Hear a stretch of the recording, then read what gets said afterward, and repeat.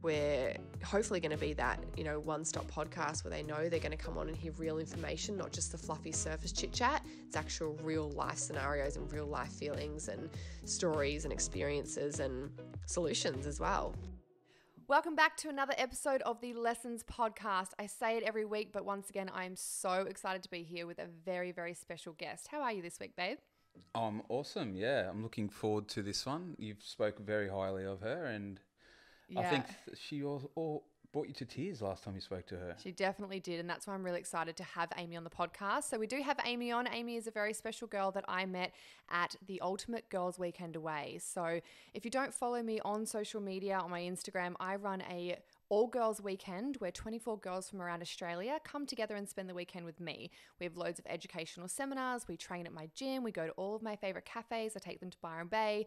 And we just spend a lot of time connecting and bonding and learning together. And it's a really intimate, beautiful weekend. So Amy came along to my last one and we were sitting at breakfast at one of our cafes and she started to tell me her story and I literally broke down in tears. It was so touching. It was so inspiring and I really wanted to bring Amy on to share her story because I feel like a lot of women will really relate to what she's been through or just be extremely inspired for what you have been through. So Amy, welcome to the Lessons Podcast. Thank you so much for joining us today. Welcome on.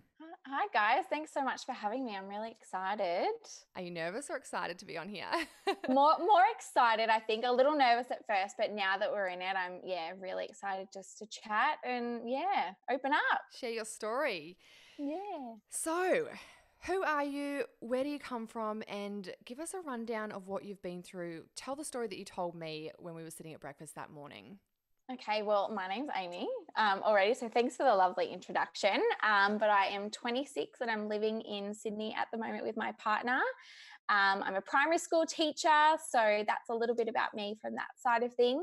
But like you said, we met on the Ultimate Girls Weekend, a month ago now, which just feels like it was forever ago.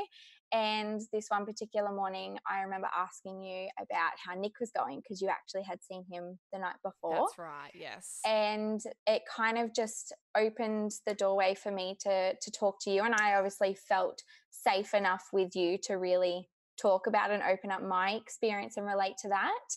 I am an ovarian cancer survivor. As of this year, it'll be 13 years, don't jump the gun, 13 years since it all happened. And I was talking to you about that whole journey that I went through, what feels like so long ago, but how it really related to, I guess, what Nick was going. And I was just saying, my heart goes out to him because I know what he's going through. And even though I was a 13-year-old girl at the time, I can really relate to what he's obviously going through now as an adult man. Wow, I had no idea you could get that so early in your life, like 13, 14. That I was shocked as well.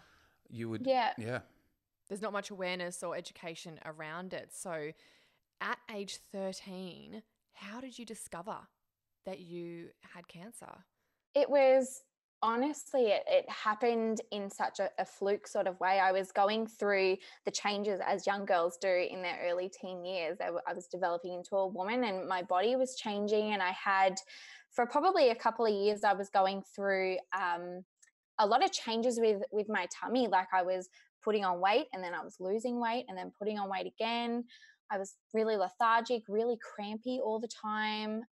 And, whenever my mum and I went to the doctors, they would just say to us, look, she's 13. She's just about to go through everything. So it's all completely normal. It's nothing to be alarmed about. And sort of maybe a couple of months before it all happened, I went overseas with my grandmother. And over the course of that entire trip, I was almost bedridden by the end of it. I just could not get out of bed. I was so sore, so uncomfortable and so bloated. Just had really upset tummies all the time and didn't understand what was going on. When I came back from holidays, I obviously spoke to my mum about everything that had happened while we were away. And she just thought, okay, something obviously isn't right here. We'll go to the GP and we'll see what we need to do. My GP sort of had a feel of my stomach and he admitted, he was like, yeah, it does feel really hard. And, he's talking to me about all the side effects that I was going through and the symptoms that I was showing. And he said, look, I'm going to send you to the emergency department at the local hospital because I want you to get a range of tests done, just to be clear that there's nothing going on. We just want to make sure and rule out any possibility of anything. So we went to the local hospital. It must have been a Saturday for us to need to go to the ED to get the test done. I can't really remember. And the doctor on call came up and said to me, okay, so your doctor has obviously called through and has wanted all of these tests done. What's wrong with you, sort of thing. And I explained all that was going on. My stomach was bloated. I was lethargic, headaches, all those sorts of things. And he says, well, that's not really any cause to come to the hospital, really. And he said, you know, your doctor wants you to have ultrasounds, wants you to have blood tests, urine tests, everything. You know, I'm going to have a feel of your stomach first. And he felt my stomach and he used his stethoscope to listen in on, because obviously all of your organs and things make noises, as they should. And he couldn't hear anything. He said, it just sounds like there's something blocking. I can't hear any noises going on. And he turned around and he's like, could you be pregnant? And I was like, oh my goodness, like I'm 13, no. And my mum was like, what do you mean? Why? Obviously that's not a possibility at the moment. And he's like, well, I can't hear anything going on. You must just be constipated. So he literally wrote me a prescription for laxatives and sent me home. 2 days later, I was on the couch and was just in absolute agony, could not get up, could not move. And my mum was like, enough is enough. We need to go figure out what's going on, because obviously that hasn't helped. We went back to the GP, and as my mum went to sign me in to the doctors and I went to sit down in the waiting room, as I sat down, I felt this pain unlike any pain I have ever experienced in my stomach. And it was just this sharp, stabbing, shooting pain in the lower part of my belly. And I don't even remember what I did. I just remember screaming and the doctor running out. And before I knew it, I was rushed into emergency surgery as they thought my appendix had ruptured, which would make sense. Yep. And woke up after a very long and extensive surgery to a scar from one hip to the other hip. So it was cut completely open. And they said that they had found an ovarian tumor on my left ovary. And because of all of that, they had to remove my left ovary. At that time, I was just dealing with the fact that I had this scar across my stomach. I was 13 and, you know, thinking, oh, well, now I can't wear swimmers or things because everyone's going to see it. That was sort of my first train of thought. And then once that whole period was over, recovering from the surgery in hospital, I had to get my stitches removed from the surgeon. So it must have been maybe 2 weeks after the surgery. They had told me the whole way through that it was benign, there was nothing wrong with it, it was nothing to be concerned about whatsoever. Went in to get my stitches removed, and even the surgeon said to me, like, you know, now that the surgery's over, there's nothing to be worried about. Just for future implications, though, I'm going to refer you to a gynecologist at the hospital, just, you know, for future concerns or to talk you through anything that you may have to worry about later on down the track.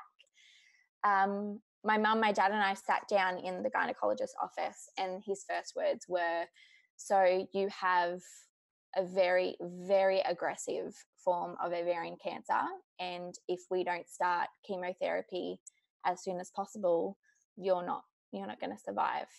And boom, that was it.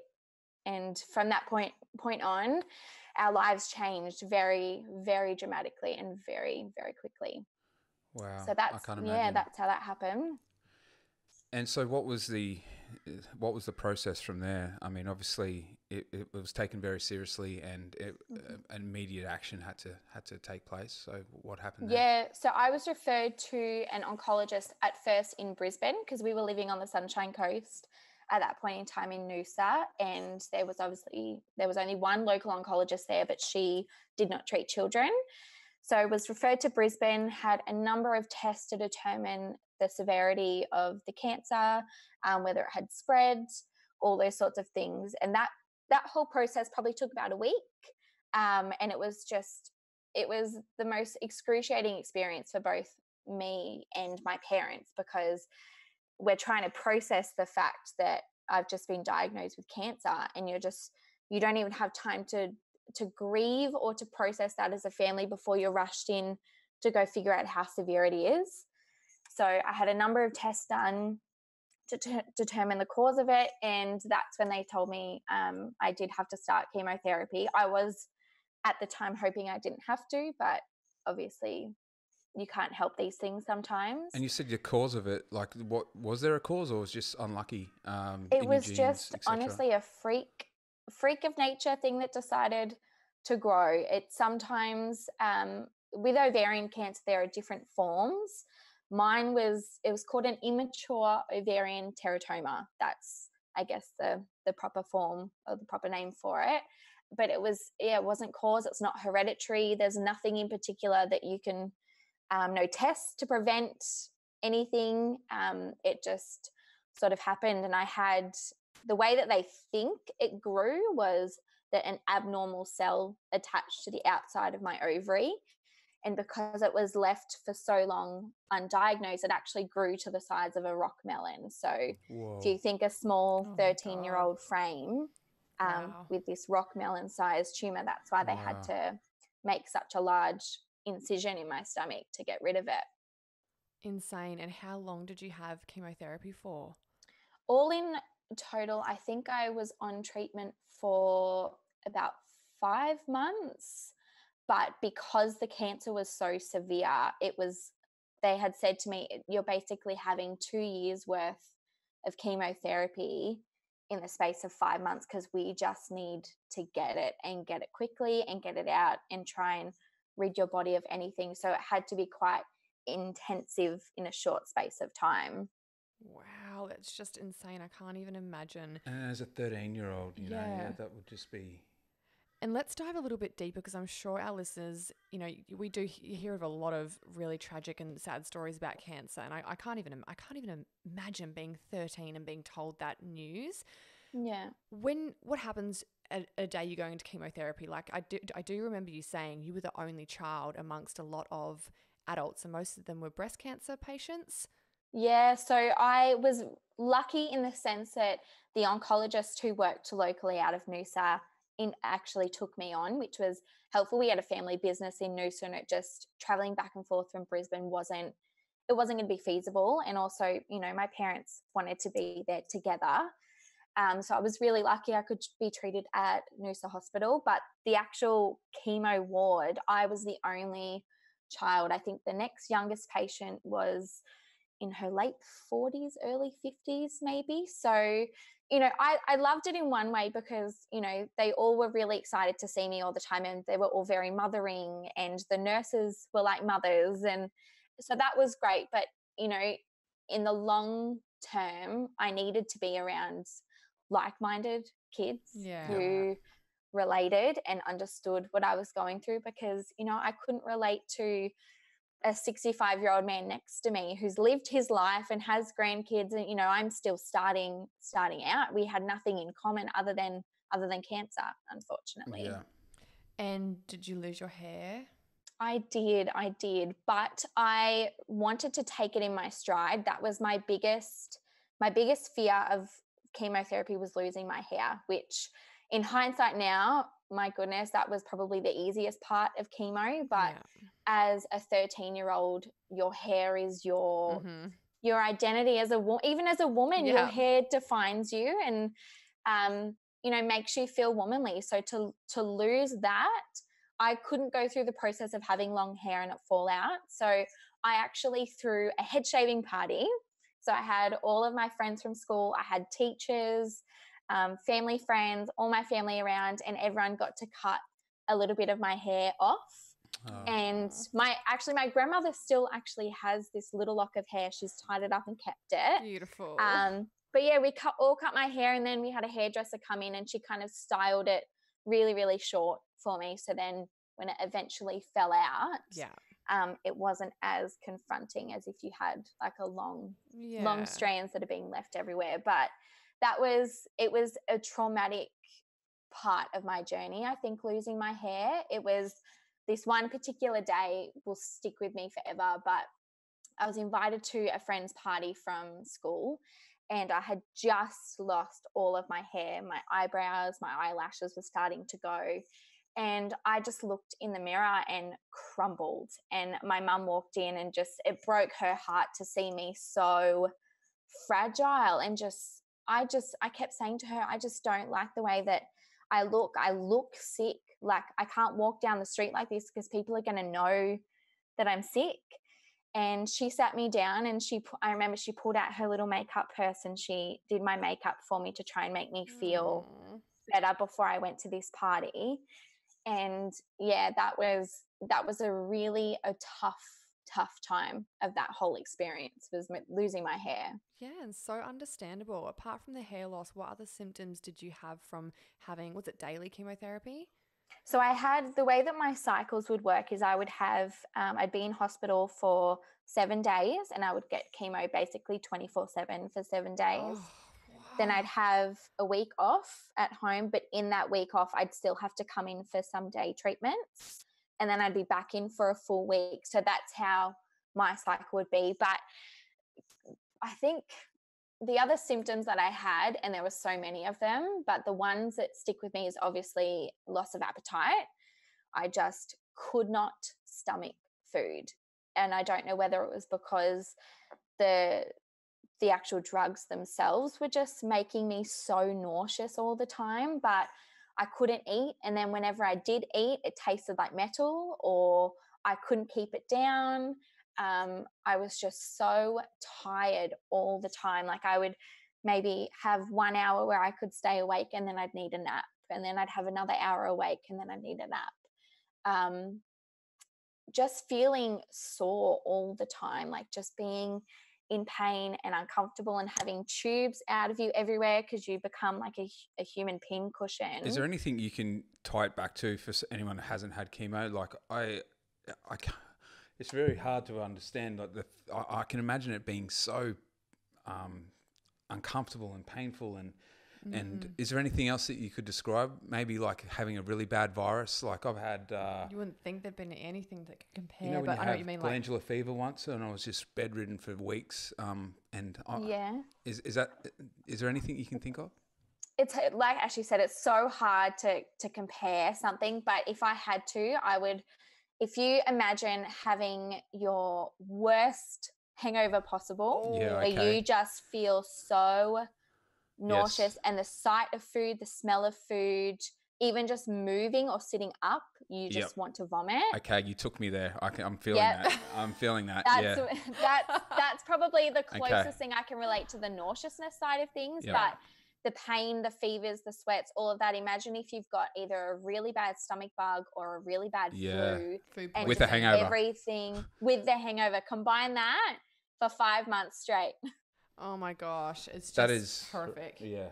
And the intensity of how much chemotherapy you were getting in a week, in a day, is just on another level. Like, we obviously were wanting to be interviewing Nick after he's recovered from his surgery, but his sounded intense, and his was more like 6 hour lots, whereas yours is 24 hours, 7 days. I just can't even. Yeah. Usually at night, maybe for 2 or 3 hours, they would put me on saline, just salt water. How lovely. You got a bit of a break, did you? That's nice. A couple of hours break in the middle of the night, just to sort of keep flushing my system out. Yeah. And because I had like cannulas and things, I needed to keep all of those open. So I would just get saline in the meantime. So it was just a cocktail of some fantastic things.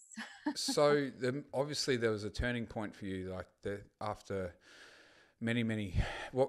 After you finished the chemo, there was obviously, what was the next process that you had to go through after the 5 months? Yeah. So once I was put in remission, they said, okay, look, your levels are looking really good, and you're basically in remission now. It's all gone. But this was after, halfway through. I think this is what I shared with you, Ashy, is halfway through my actual chemo journey. They said my levels weren't moving anymore, and I basically had the conversation with my oncologist, and she was like, Ames, I don't know if this is working as well as it should anymore. You need to you need to be prepared. And I wrote everyone in my immediate family and friendship groups letters to say goodbye, because I thought that was it. How do you prepare for that? Like how do you physically and 13. mentally go? Tell us about that period, because I can't imagine having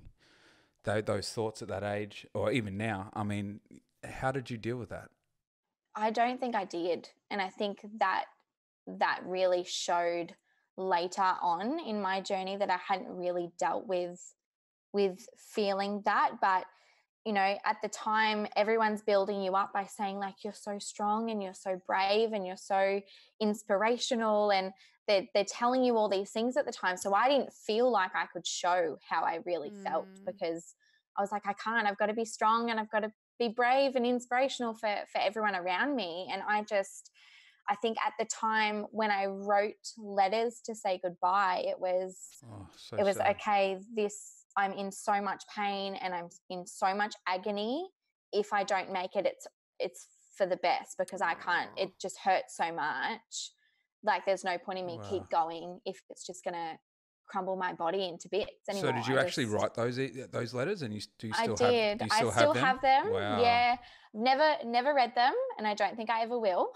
I think they came from a place where I was obviously feeling really lost and confused and sad, and I will always keep them to treasure them, and maybe one day I will feel ready to open them. But I think I've embraced so much of what I've gone through now. I think I don't want to go back to that place. Those emotions. You know what I mean? Yeah. For sure. Yeah.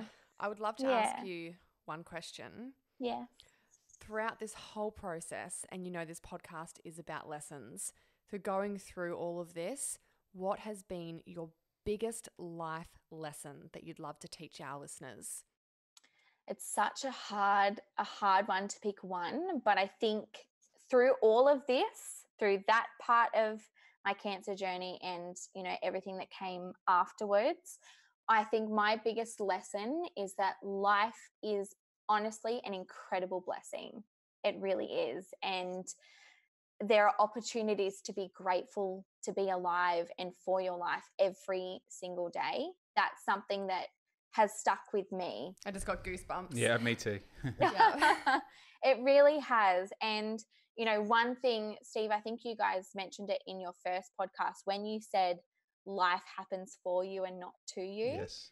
That just, oh my goodness, just set alarms off in my head. And I was like, that is exactly how I feel. I feel like cancer happened for me and not to me anymore. Yes. And it took me a really long time to view it like that. But over the last few years, that's my mind frame, because I think it happened for me to be the person that I am now. So tell me about that. Tell me. I'm so proud, Sarah. I'm just so proud. It's amazing, and it's very, very heartwarming. So I can relate in a way that I've been through some sort of medical condition and come out the other side, and my life was changed for the best after that, and I haven't stopped appreciating and living life to the fullest. So tell me some of the things that you do now that on that path.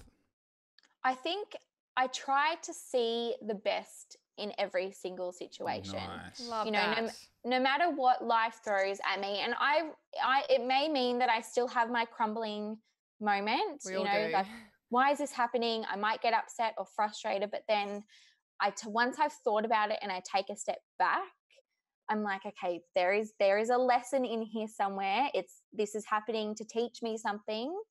Where is the positive in this? Because dwelling on the negative is honestly not going to do any good for you whatsoever. You need to approach life positively, because otherwise, you know, what you focus on is how you live. And I don't want to live negatively. Yeah. You know, it might mean, you know, I feel like I'm a bit more of a risk taker now. I'm not too scared to go after things in case it doesn't work too. out. That is Steve to a T. Yeah, like I just, you know, when I first met my boyfriend Scott, he lived in Sydney, and I talked about I'm going to move to Sydney. You know, why wouldn't I? Let's do the long distance thing for a little bit, and then I'm going to move my whole life and start new and afresh again. And my mum turned around and said to me, I admire the fact that you're not scared to go after that. And I said, well, what good is being scared going to do? What's the worst for that can me? happen? Yeah. Yeah, it doesn't move work back out. You know home. what? Yeah. Move back home, sort myself out again. But, you know, life is too short to not take risks and to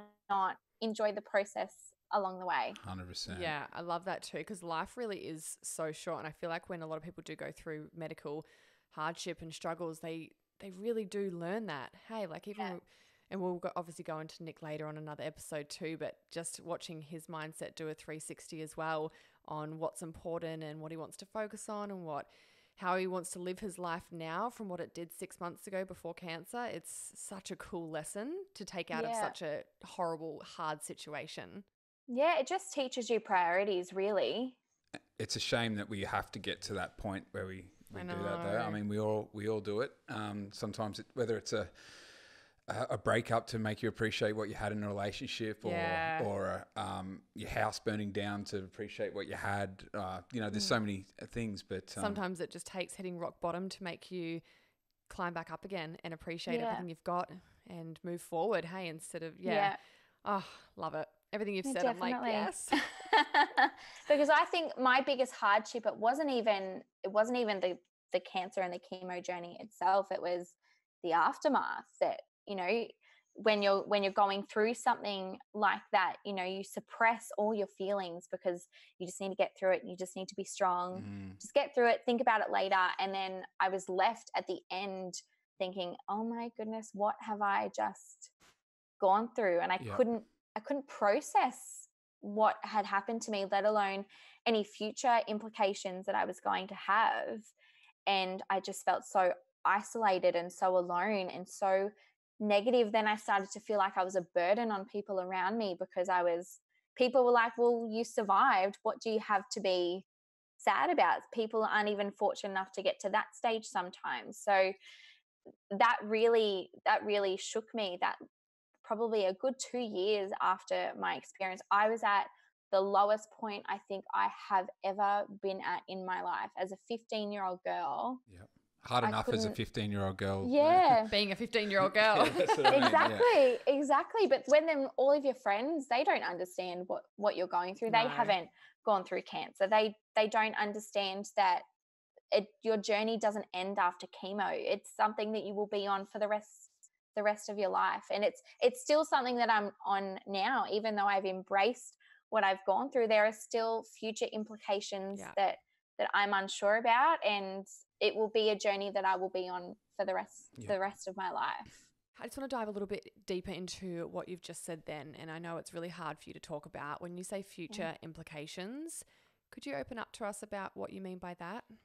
I think the uncertainty around being a mother is something that really, really stands out for me. And I didn't realize how much I was struggling with that thought until the Ultimate Girls Weekend Away, when we were opening up about things, you know, about our future and what our visions were. And here I created this vision board of everything that I want in my future, and being a mother was one of them. And to actually get up and present it in front of everyone, I looked at that picture and I was like, oh my goodness, what if that isn't going to happen for me? Because that's something that I feel like I was destined to do. And, you know, being with my partner, I couldn't imagine us not having kids one day. I just know that it's in our future. And that's something that I've really struggled with. Probably now that I'm getting a little bit older, that's sort of the next phase of life you're working towards. Yeah. So, but can you freeze your eggs down and things like that? Is that I can? Yeah, that's definitely an option. So at the moment, I'm sort of still weaning off the pill, and my body's trying to find its natural rhythm. And once it has, then that's definitely something that I know Scott and I really want to look into doing, because it just takes the pressure off a little bit. Yes. But I think their concern is, one, if there are eggs to begin with, we don't know. And two, whether I can conceive naturally, whether I need to go down the you know, avenue of IVF or whatever it may be. But, you know, one thing that I know you actually said to me is that you're going to be a mother one day, one way or another. You're going to be a mother. I feel and that's something that I'm like, yes, I feel it. I'm going to put that energy out there. Yeah, I don't know how it's going to happen, but I 100% know you'll be a mum. And I also know that the challenge that you've got, if there is challenges ahead, you're so much more equipped to get through it. What you've been through has made you a battle-hardened warrior, and I honestly think you're well equipped to go through this next phase of your life. There's never not going to be a challenge. Life is all about challenges, but it's not how hard you get hit, it's how hard you get hit and keep moving forward. So, you know, I definitely believe in that for you. And I even love all the challenges that, you know, we've been through as a couple or as individuals, that the lessons we've learned, we can pass on to our little boy. And you'll be the most incredible mum. You've worked with so many kids. You've been through so much in your life. You will look back one day and be so thankful. And I know you already are, but so thankful for all of those lessons that it has taught you, because it has made you the incredible person you are. You're sharing a story. You're being vulnerable. You're so open and caring and selfless. Like, there's so many beautiful qualities about you, and maybe you wouldn't be that person if it wasn't for that experience. Yeah, I agree. I think it's something that has shaped me into the person that I am. And that doesn't mean to say that, you know, I don't get bogged down by the little stresses in life and think, oh, well, there's no point in me whinging about that because it's not as bad as having cancer. I still have those moments, but I think what I've really taken away from it is just to take a step back sometimes and think, is this really something that, one, is it in my control? And if it's not, well, there's no point in bogging myself down, feeling so negatively about it, because like I said, life is a blessing, and just being here and being healthy and alive and all of my tests be clear, that's a big thing for me. You know, a lot of ovarian cancer patients don't make it to the 5-year mark, let alone the 13-year mark. So that's something that I will forever be grateful for. You're a fighter. You definitely are. This talk has been absolutely so beautiful. I'm so grateful and appreciative of you coming on and being vulnerable and sharing this story, because I know our listeners are going to feel so inspired and empowered by your story. So thank you so much for sharing. Thank you so much for having me. If you love this episode, please go onto our Instagram and share the love, because I really honor you for coming on and being so vulnerable for everyone, and you know, it's not easy. It's not easy to share your story and be vulnerable, but I know everyone's going to love listening to this, and we would love to hear all of your feedback, whoever's listening, and show some love to Amy on our latest post on the Lessons Podcast Instagram page. Thanks, guys. Have a great day. Thank you so much. Thanks, Amy. Thank you, guys. If you're a woman wanting to know more about a similar health issue after hearing Amy's story, you can connect to Ovarian Cancer Australia on ovariancancer.net.au. Or if you're under 25 and struggling with a major life issue like Amy was, or you know someone who is, then reach out to canteen@canteen.org.au. Thanks for listening, guys. If you haven't already, make sure you subscribe to the Lessons Podcast. And remember, we'd love to hear from you. So please jump on over to our Lessons Podcast Insta page to tell us what you think. Plus, if you share a screenshot of the episode on your Insta stories and tag our Lessons Podcast Instagram, you'll automatically get a 20% discount off the entire range of Hideaway bath and body products, and be entered into a weekly draw for a Hideaway gift pack valued at $75. So, don't miss out. Don't forget to join us on the Lessons Podcast next week for another inspiring guest and fantastic life lesson. If you think you've got a lesson to share, we'd love to hear from you. Hit the link in the description box to get in touch. Bye!